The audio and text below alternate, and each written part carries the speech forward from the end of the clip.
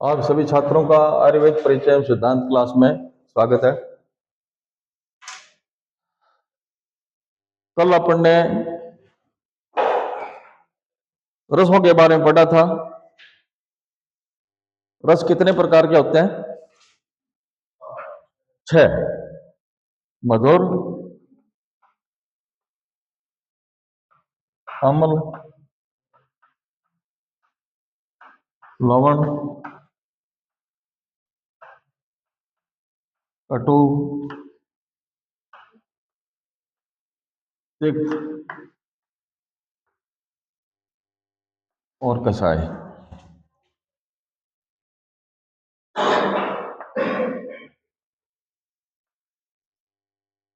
ये 6 रस होते हैं अपने, ठीक है।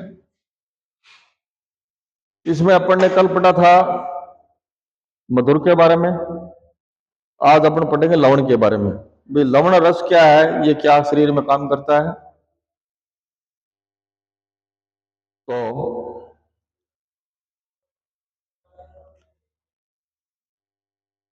अम्ल रस अन्न को पचाता है, अन्न के संघात को गीला करता है, जठराग्नि को प्रदीप्त करता है, प्रत्येक अवयव को अपने स्थान से पृथक करता है। छेदन, भेदन, तीक्ष्ण, स्वर, विकासी, अधस्रवी। अधस्रवी का मतलब होता है नीचे बहने का स्वभाव वाला।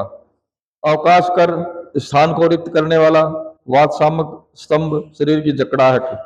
बंध, मल, विबंध, संघात, दोष दोषों का एकत्रित होना, इनका नाश करता है। मुख से लाला को श्राव कराता है, कफ को पतला करता है, ऊर्ध्व व अधोवायु स्रोतों को शुद्ध करता है, संपूर्ण शरीर के अवयवों को कोमल करता है, आहार में रोचकता लाता है, आहार में अत्यंत उपकारक है। लवण रस अधिक गुरु नहीं है, स्निग्ध व उष्ण है, ठीक है। अधिक सेवन से हानि क्या होती है लवण रस के? लवण रस का एकल में प्रयोग करने पर वह पित्त को कुपित करता है, रुधिर की वृद्धि करता है, पिपासा उत्पन्न करता है, शरीर में ताप की वृद्धि करता है, त्वचा में विदार करता है, मांसपेशियों को विकृत करता है, कुष्ठ रोग में मांसपेशियों गलाता है, विष को बढ़ाता है, शोथ को फाड़ देता है, अकाल में ही बलि यानी झुर्रिया पड़ना, पलित बाल पकना, हालित बालों का गिरना उत्पन्न करता है, रक्त पित्त, अमल पित्त, विसर्प, वातरक्त, विवृचिका, इंद्रलुप्त आदि विकारों को करता है। अधिक लवण रस से क्या होता है? रक्त की मात्रा ज्यादा बढ़ जाती है और इसमें बालों में जैसे ये नीचे रोग दिए गए हैं ना, रक्त पित्त है, अमल पित्त है, विसर्प है, वात रक्त, विवृचिका, इंद्रलोक आदि ये रोग विकार हो जाते हैं। इसमें अब आएगा अपने कटुरस। कटुरस मुख का शोधन करता है, अग्नि को तेज करता है, भोजन किए हुए आहार द्रव्यों का शोषण करता है, नासिका से कफ का स्राव कराता है, नेत्रों से जल का स्राव कराता है, ज्ञानेंद्रियों को अपने अपने कार्य में उत्तेजित करता है। अलसक, शोथ, उपचय, मोटापन। उपचय मोटापन का मतलब है। उदर्द, अंगों पर चकत्ते निकलना। अभिषंद, स्नेह यानी शरीर का चीकनापन। स्वेद, कलेद, दूषित वृत्त मलों को नष्ट करता है, भोजन में अरुचि करता है, कृमियों को नाश करता है, दूषित मांस का लेखन करता है, रक्त के संघात का भेदन करता है, संधि बंधनों को अलग करता है, स्रोतों का विस्तृत करता है तथा बड़े हुए कफ को शांत करता है। कटुरस का गुण लघु व रुक्ष उष्ण होता है, ठीक है। अधिक मात्रा में सेवन करने से कटुरस का क्या हो जाता है शरीर में? कटुरस का एकल का मतलब एक कटुरस ज्यादा अपन सेवन करेंगे तो इसे पोषक तत्व की शक्ति नष्ट होती है, यानी शरीर में कमजोरी आ जाती है। अपने रसवीर्य के प्रभाव से मोह शरीर में ग्लानि अवसाद उत्पन्न करता है, शारीरिक धातुओं को स्थिर करता है, मूर्छा उत्पन्न करता है, शरीर को टेढ़ा करता है, बेचैनी तथा चक्कर उत्पन्न करता है, गले में दाह व शरीर में ताप उत्पन्न करता है, बल का नाश करता है, पिपासा को उत्पन्न करने वाला होता है। कटुरस में वायु तथा अग्नि गुण की अधिकता होती है, इसलिए कटुरस के सेवन से भ्रम, दाह, शरीर में कंपन, सुई चुभने जैसी पीड़ा, भेद आदि लक्षणों जैसे पैर, हाथ, पार्श्व, पीठ आदि अवयवों में वातजन्य रोगों के उत्पन्न करता है। यह तिक्त रस के गुण क्या है? स्वयं एक तरह से अरोचक है, मतलब इसमें रुचि पैदा नहीं होती है, किंतु खाया जाए तो अरुचि को दूर करता है। अगर ये खा लें तो ये अरुचि को दूर करता है, इसका मतलब प्रभाव है। विष प्रभाव को दूर करता है, कृमियों को नष्ट करता है, मूर्छा, दाह, खुजली, कोढ़, पिपासा को नष्ट करता है, त्वचा तथा मांसपेशियों में स्थिरता उत्पन्न करता है।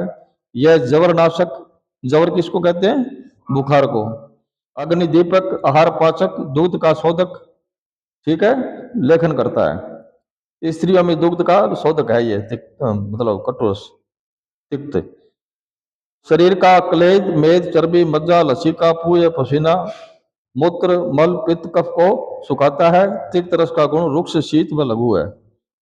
तिक्त रस का अधिक सेवन करने से, एकल रूप में सेवन करने से उसके स्वभावतः रहने वाले रुक्ष, खर, विशद गुण अपने प्रभाव से रस, रक्त, मांस, मेद, अस्थि, मज्जा, शुक्र का शोषण करने वाला है।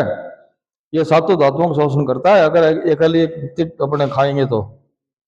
स्रोतों में खरता उत्पन्न करता है, शारीरिक बल बढ़ाता है, शरीर को कृश करता है, मन में ग्लानि लाता है, मोह उत्पन्न करता है, भ्रम को उत्पन्न करता है, मुख का शोषण करता है, इसी के अतिरिक्त अन्य वात रोगों को उत्पन्न करता है। वात रोग उत्पन्न होता है इससे। कषाय रस के गुण क्या है?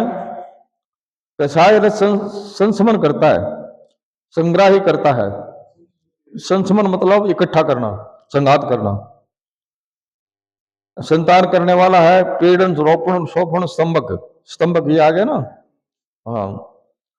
कफ, पित्त, वात में आए हुए दोषों को शांत करता है, शरीर में उत्पन्न हुए कलेद को दूषित करता है। कषाय रस के गुण रुक्ष, शीत व गुरु है। कषाय रस के अधिक सेवन करने से दोष क्या है? यह मुख का शोषण करता है, मतलब मुख को सुखाता है। यह हृदय में पीड़ा उत्पन्न करता है, उदर में आद्यमान करता है। आद्यमान किसको कहते हैं? आफरे को। वाणी शक्ति को कम करता है, स्रोतों का अवरुद्ध कर लेता है, शरीर का वर्ण श्याव कर देता है। पुंसत्व है, यानी कि पुरुष की शक्ति जो है वो नष्ट कर देता है। उदर में विबंध करने के बाद अन्न को पचाता है। वायु, मूत्र, पुरुष, शुक्र को रोक देता है, शरीर को कृश करता है, गलानी, प्यास, जकड़ाहट उत्पन्न करता है। कषाय रस खर, विशद तथा रुक्ष होता है, इसलिए पक्षाघात, अनुग्रह है। पक्षाघात किसको कहते हैं? लकवे को। अनुग्रह मतलब मुंह टेढ़ा हो जाना। अपतानक, अर्दित, वात व्याधियों को उत्पन्न करता है, ठीक है। रसों द्वारा दोषों का शमन है, इसमें ये सारणी दी गई है। जैसे वात दोष है वो किसका शामक है? मधुर, अम्ल और लवण। ये वात दोष को शांत करता है। पित्त दोष को शांत क्या करता है? कषाय, मधुर और तिक्त, ये तीनों पित्त को शमन करता है। और कषाय, कटु, तिक्त है, ये कफ को शमन करता है, ठीक है। जिस ऋतु में जिस दोष का प्रकोप हो उस दोष ऋतु में दोष का शमन करने वाले द्रव्यों का, रसों का प्रयोग करना चाहिए। तथा वसंत ऋतु में कफ शामक, कटु, तिक्त व कषाय रस का प्रयोग करना चाहिए। शरद ऋतु में पित्त शामक करना चाहिए, जैसे कषाय, तिक्त, मधुर। और वर्षा ऋतु में वात शामक, मधुर, अम्ल, लवण रसों का सेवन करना चाहिए। वसंत ऋतु में कफ का, शरद में पित्त का और वर्षा ऋतु में वात दोष का प्रकोप होता है। सभी रसों का समान रूप से सेवन करने से दोष आदि की क्षमता बनी रहती है। सभी दोष, अब अगर सभी रस अपन सेवन करेंगे ना तो जितने भी अपने दोष हैं शरीर में वो सम रहेंगे। दोष, धातु एवं मलों की उत्पत्ति भी पंच महाभूतों से होती है, अतः रसों में महाभूतों की अधिकता तथा न्यूनता के दोषों वृद्धि से होता है। एक रस युक्त आहार करने से दुर्बलता उत्पन्न करने वाला होता है, मतलब सभी रसों का प्रयोग करना चाहिए, एक रस नहीं करना चाहिए, ठीक है। अब आता है शारीरिक दोष।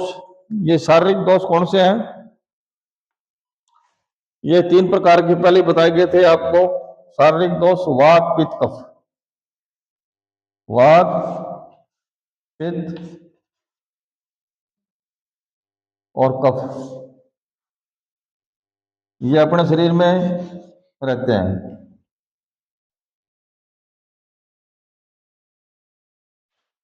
ये बहुत जरूरी है, इंपॉर्टेंट चीज है। दोष धातु है तो जरूर मतलब पढ़नी चाहिए। दोष धातु मल मौलम ही शरीरम, पहले भी बताया गया था कि अपना शरीर जो है दोष, धातु और मल तीनों का सम्मिश्रण होकर के यही अपना शरीर बना है। तो दोष भी अपने शरीर में है, ठीक है ना। ये भी परमाणु रूप से रहते हैं ये, जो दोष शरीर को दूषित करते हैं। भाई साम्य अवस्था में रहेगा तो शरीर निरोग रहता है, और अगर ये दूषित हो जाएंगे तो रोगी हो जाता है। ये संख्या में 3 है वात दोष। अब शरीर तो वात दोष बाह्य जगत के वायु का प्रतिनिधि है, बाहर की जो हवा है ना उसका प्रतिनिधि है ये। लोक में उपस्थित वायु शीत उष्ण मेघ आदि का यथार्थ से प्रेरण कर संसार की रक्षा करती है, ठीक है। इस प्रकार वायु शरीर में मल मूत्र निरण पित्तादि रसों का श्रवण सब सादी क्रियाएं एक कर शरीर की रक्षा करती है। भाई बाहर की हवा है ऑक्सीजन वगैरह अपने को प्राप्त होती है, वो रक्षा में आता है, और अंदर की जो वायु है वो मल मूत्र पित्त ये जो है ना, जितने भी दोष धातु है मल है वो बाहर निकालते हैं, उसको घुमाता है ये। वायु स्वतंत्र नित्य एवं सर्वगामी होने से स्वयंभू कहलाता है, इसको स्वयंभू कहा गया है, ये ध्यान रखना। सभी से नमस्कृत यह वायु समस्त जीवों को चैतन्य देने वाला सर्वात्मा है। सभी जीवधारियों की उत्पत्ति स्थिति तथा संहार कारण है। वायु स्वयं अदृश्य है, वो ये दिखाई नहीं देती अपने को, ठीक है, किंतु अपने शब्द एवं सप्रस गुणों से अपन जैसे हाथ लगाते हैं नाड़ी वगैरह देखते हैं उससे अपने को मालूम पड़ता है कि शरीर के अंदर वायु है, ठीक है, वैसे अदृश्य है ये। वायु स्वयं अदृश्य है किंतु अपने शब्द व स्पर्श गुणों से जाना जाता है। यह रजोगुण प्रधान है, अचिंत्य शक्ति है, पित्तादि दोष का प्रेरक है, रोगोत्पत्ति कारणों में अग्रणी है, शीघ्र कार्य करने वाला है, सदैव गतिशील है, ठीक है। वात दोष क्या है? वात धातु से तक प्रत्यय लगाने के बाद वात बनता है। वापो वात गतो सेवाम सुखी करने से शक। वात शब्द की निरुक्ति क्या है कि वा गति गंधनय धातु से बना है, वात गति गंधनय से धातु। मतलब कहने का तात्पर्य यह है कि शरीर में गति ज्ञान तथा प्राप्ति के उत्पादक को वात कहते हैं, गंधन न यानी, ठीक है। इस प्रकार गति ज्ञान प्राप्ति उत्साह सूचना प्रकाशन इन अर्थों वाले वात धातु से वात शब्द की उत्पत्ति होती है। इस प्रकार यह कह सकते हैं कि जो शरीर में गति तथा उत्साह को करने वाला है वह वात है, ठीक है। आचार्य चरक के अनुसार है रुक्षता शीतलता लघुता विशिष्टता पिछलता रहित गति अमृत अमूर्त किसी आकार विशेष में न होना, इसका कोई आकार नहीं होता है, तथा अनवस्थित तत्व से वात के आत्मरूप कहे गए हैं। वायु उत्तम योग वायु है, ये तेज से संयुक्त होकर दाह उत्पन्न करता है, शीत से संयोग होकर शीत उत्पन्न करता है।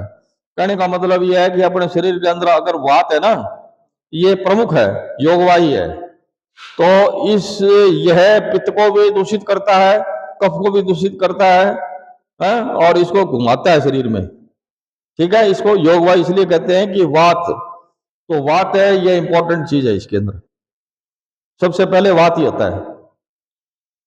वात उत्तम योग वायु है, यह तेज से संयुक्त होकर दाह उत्पन्न करता है। तेज का मतलब अग्नि, ये पंचमहाभूत है ना अपने, तो तेज का मतलब है अग्नि, संयुक्त होकर दाह उत्पन्न करता है, शरीर में दाह उत्पन्न करता है ये। अगर शीत जैसे कफ है ना अपने, ये संयुक्त होकर शीत उत्पन्न करता है, यानी कि वात पित्त कफ, इसको मतलब वायु है वो शरीर के अंदर घुमाता है ये। आचार्य सूत्र के अनुसार क्या है, शीत रुक्ष लघु विशद विष्टभ गुण वाला वायु होता है। रुक्ष लघु शीत खर सूक्ष्म चल से वायु के गुण है, ये वायु के गुण बताए गए हैं इसमें। अब ये अलग सारणी दी गई है, इसमें लिखा है चरक के अनुसार क्या है, सुश्रुत के अनुसार क्या है, वाग्भट के अनुसार और सारंगधर के अनुसार।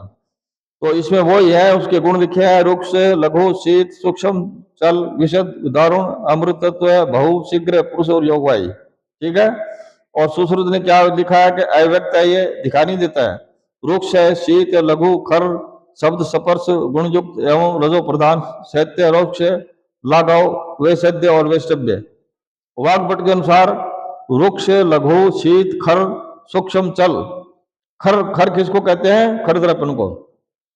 अच्छा, सारंगधन के अनुसार क्या है, रजोगुण प्रधान है ये, सूक्ष्म शीत रुक्ष लघु और चल। वात दोष के स्थान क्या है, अब वात दोष का स्थान बताया है। मैंने बोला नहीं पहले कि ये पूरे शरीर में रहता है, तो इसमें ये लिखा है कि वात शरीर में सर्वव्यापी होते हुए भी फिर भी उसका एक निश्चित स्थान है। सर्वव्यापी शरीर के प्रत्येक स्थान में रहती है, फिर भी कुछ शरीर अवयव मुख्य हैं। ठीक है। संपूर्ण शरीर में गमन कराने वाला वात पित्त कफ सर्व शरीर में कुपित तथा अकुपित होकर शुभ तथा अशुभ कार्यों को करने वाले होते हैं। जब ये सभी अस्वाभाविक रूप में रहते हैं, स्वाभाविक रूप में रहते हैं, तो शरीर उपचय यानी वृद्धि, बल, वर्ण, प्रसन्नता आदि शुभ कार्य हो जाता है। तथा जब ये विकृत हो जाते हैं तो अनेक प्रकार के रोग स्वरूप अनेक कार्यों को करने वाले होते हैं।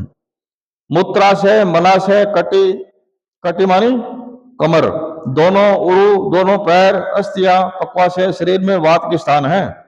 ये अब देख लेना कि वात के स्थान कौन कौन से। एक तो मूत्राशय बस्ती है ना अपने, वो मलाशय बढ़िया, कटी मानी कमर, दोनों उरु, ठीक है, दोनों पैर, अस्थियां तथा पक्वाशय।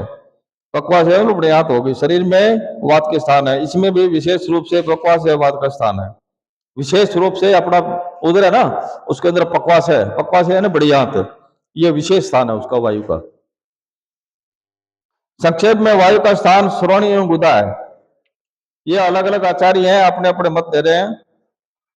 आचार्य वाग्भट ने तीनों दोषों के शरीर में अलग अलग स्थान बताए हैं। ये तीन दोष है ना भाई, पूरे शरीर में रहते हुए विशेष स्थान है इनका। तो आचार्य वाग्भट ने तीनों दोषों के शरीर में अलग अलग स्थान बताए हैं। विशेष रूप से नाभि के नीचे वायु का स्थान रहता है। अपने ये सुंडी है ना, इससे नीचे के भाग में वायु रहती है। और पक्वाशय, मलाशय, कटी, कमर, दोनों पैर ये सब आ जाते हैं उसमें। कान, अस्थियां, स्पर्शन इंद्रिय, त्वचा के वात के स्थान है। इसमें पक्वाशय इसका प्रमुख स्थान बताया गया है। पक्वाशय जो है ना वो इसका विशेष स्थान है।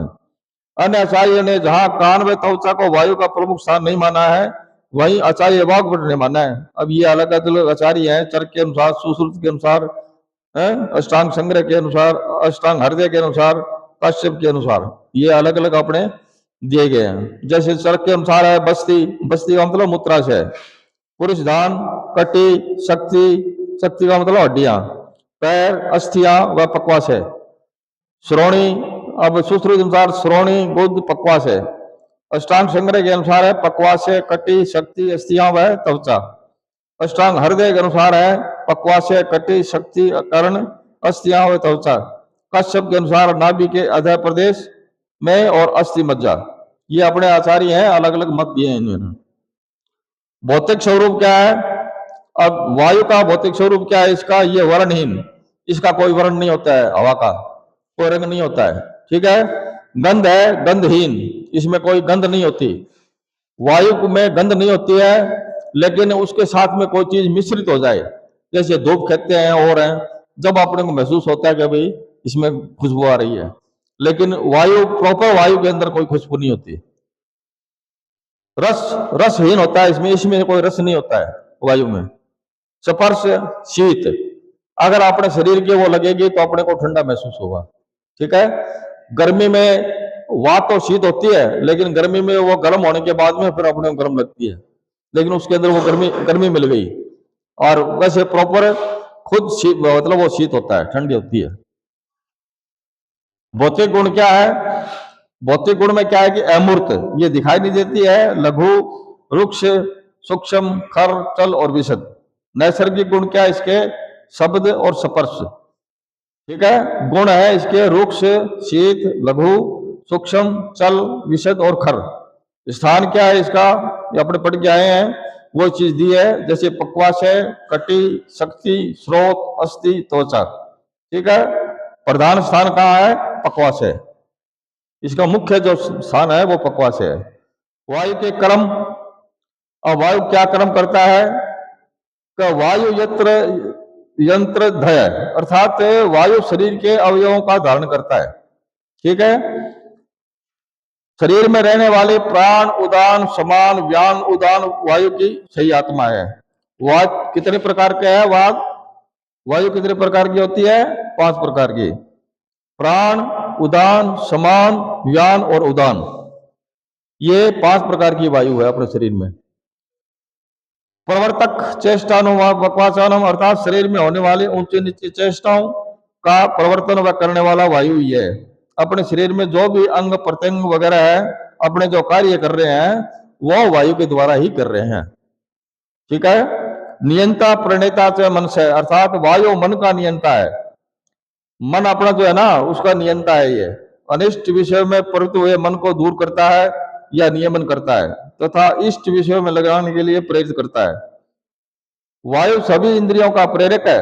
सभी जितने भी इंद्रिया है ना अपने, 5 कर्मेंद्रिय, 5 ज्ञानेंद्रिय और 1 मन, सभी इंद्रियों का प्रेरक है ये, अर्थात सभी को अपने अपने विषयों में लगाने वाला है। और वायु सभी इंद्रियों के अर्थों, अर्थ मतलब क्या है, ये शब्द स्पर्श रूप रसगंध अभिवहन कराता है, या वायु सभी इंद्रियों को अपने अपने कार्य में प्रवृत्त करता है। वायु शरीर की सभी धातुओं की व्यूह है रचना बनाने में कारण है, अर्थात वायु के कारण ही शरीर की सभी धातुओं का निर्माण होता है। ठीक है। शरीर को जोड़ने का कार्य वायु करता है। शरीर के एक अवयव या दूसरे अवयव को एक साथ संधान करने का कार्य वायु करता है।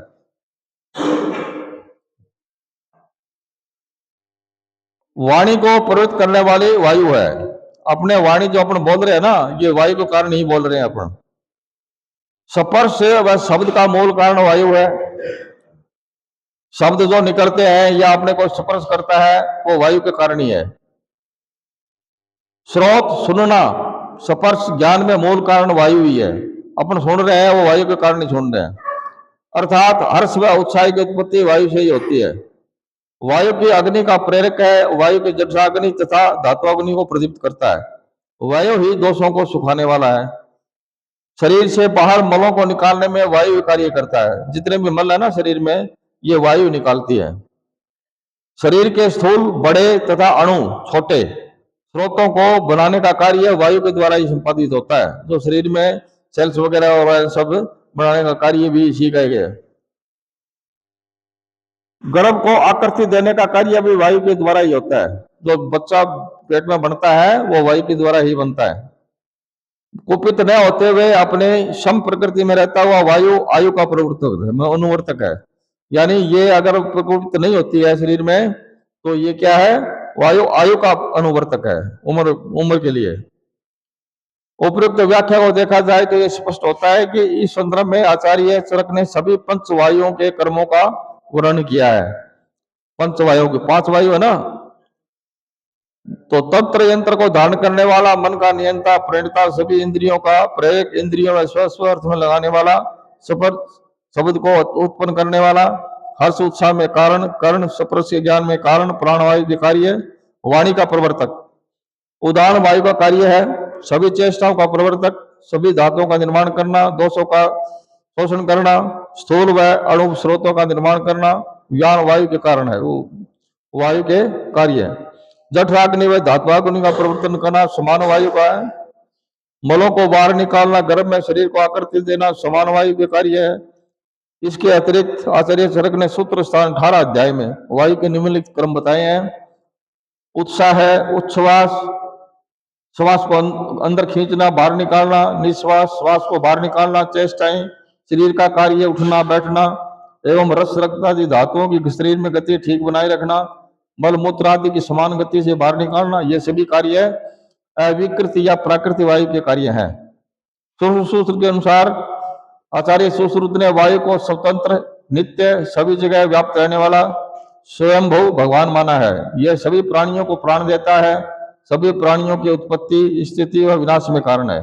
यह दोष धातु व मूलों को संचरण करने वाला, शीघ्र ही बुरा व अच्छा कार्य करने वाला होता है। एकोपित या प्राकृतिक वायु दोष धातु अग्नि की समता बनाए रखने वाला होता है।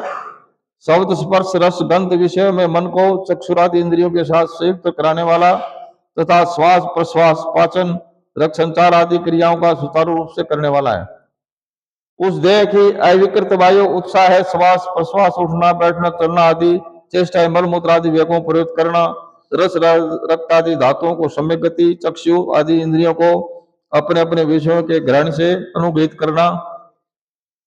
सारंग से अनुसार क्या है, पित्त दोष स्वयं गति रहित है, भाई खुद वो गति रहित है पित्त, और कफ भी पंगु है, रस आदि धातु में पंगु है तथा पुरुष आदि मल भी पंगु है। इन्हें वायु ही जहां चाहता है वहां ले जाता है तथा वे वहां विभिन्न कर्म करता है। जैसे प्रकृति में वायु बादलों को उठाकर जिस स्थान पर ले जाता है वहां जाकर वे वर्षा करते हैं। तो मेन चीज यही है कि वायु के कारण ही पूरे शरीर में गति है, गतिमान है ये।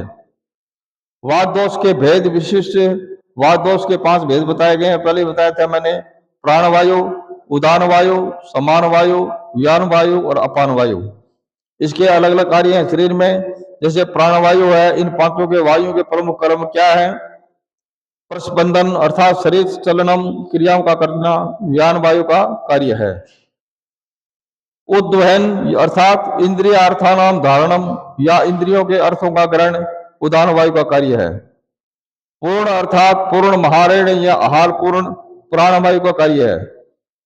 ठीक है, जो अपने भोजन वगैरह करते हैं ना, वो प्राणवायु के द्वारा ही होता है, अंदर जाता है। विवेचन अर्थात रस मूत्र पुरुषणाम पृथक्करणम, प्रसाद मल भाग को पृथक करना समान वायु का कार्य है। धारण अर्थात मूत्रादि नाम वेगा काले कर्षणम अवगे काले धारणम, चा वे काल में मूत्रादि को बाहर निकालना, अवेग काल में उनको धारण करना। ठीक है, ये सब मूर्धा शरीर एवं मस्तिष्क, उरस्थल फुफ्फुस इत्यादि वक्ष कंठ जीवा मुख नासिका से प्राणवायु के स्थान है। बार बार थूकना, स्ठेवन का मतलब होता है बार बार थूकना, छींक आना, डकार आना, श्वसन कर्म करना, आहार आदि को अमाशय आदि तक पहुंचाना, यह प्राणवायु के कर्म है। ठीक है, ये 5 वायु है ना, सबसे पहले प्राणवायु है, ये काम है प्राणवायु के। मुख में विचरण करने वाला प्राणवायु है तथा वह देह को धारण करती है, अन्न को शरीर के अंदर अमाशय आदि स्थानों में पहुंचाती है तथा प्राणों का धारण करती है। प्राणवायु क्यों कहा है कि यह प्राण को धारण करती है, इसलिए इसको प्राणवायु कहा है। नित्य आहार विहार आदि से कुपित हुई वायु प्राय हिक्का श्वास आदि रोग उत्पन्न करती है। प्राणवायु का स्थान शीर्ष प्रदेश बताया गया है। ठीक है, कंठ व उर प्रदेश में संचरण करता हुआ प्राणवायु बुद्धि इंद्रिय हृदय व मन को धारण करता है। यह थूकना, छींकना, उद्गार, निश्वास, अन्न प्रवेश, मुख से अन्न को अमाशय में पहुंचाना आदि कर्मों को करता है। ये प्राणवायु के स्थान व कर्म बताए गए हैं। जैसे स्थान क्या क्या है इसके? मूर्धा, मूर्धा माने मस्तिष्क, शरीर सिर, उरस्थल कंठ, जीवा मुख, नासिका, अन्नलिका और हृदय। उर स्थल क्या है? उर का मतलब ये छाती वाला भाग है, उसको उर स्थल बोलते हैं। अच्छा, इसका कर्म क्या है? सेवन माने बार बार थूकना, शब्थु उद्गार, श्वास प्रश्वास, आहार निकलना, बुद्धि धारण करना, इंद्रिय धारण करना, हृदय धारण, मन का धारण, धमनी धारण, देह धारण, मन का नियंता प्रणेता, स्पर्श वहन करने वाला, शब्द वहन करने वाला, इंद्रियों का प्रेरक, इंद्रियों को उनके कर्त में लगाने वाला, हर्ष उत्पन्न करने वाला, उत्साह में कारण। यानी कहने का तात्पर्य यह है कि वायु सभी कार्य करती है। वायु बगैर कुछ नहीं हो सकता शरीर में। चरक के अनुसार क्या है? उदान वायु का शरीर में स्थान नाभि वक्ष प्रदेश व कंठ है तथा इसके कर्म वाक बोलना, गाना आदि प्रवृत्ति परिवर्तन करना अर्थात किसी कार्य करने की कोशिश करना, उत्साह देना अर्थात शरीर की कार्यकुशलता में वृद्धि करना, शारीरिक बल को बढ़ाना, वर्ण को सुंदर बनाना आदि। सुश्रुत के अनुसार क्या है? जो वायु ऊर्ध्व भाग या ऊपर को गमन करती है उसे उदान वायु कहते हैं। ठीक है, ये 5 वायु है ना, इसमें उदान वायु भी है। भाषण गायन आदि करना इस वायु का मुख्य कार्य है। यह वायु प्रकोपित होकर ऊर्ध्वगत रोगों अर्थात नेत्र, नासा, मुख, कर्ण, सिर संबंधित रोगों को उत्पन्न करती है। यह वायु सभी पंचविध वायुओं में श्रेष्ठ वायु है। उदान वायु का स्थान उरः प्रदेश है, जहां ये रहता हुआ गला, नाक व नाभि में विचरण करता है।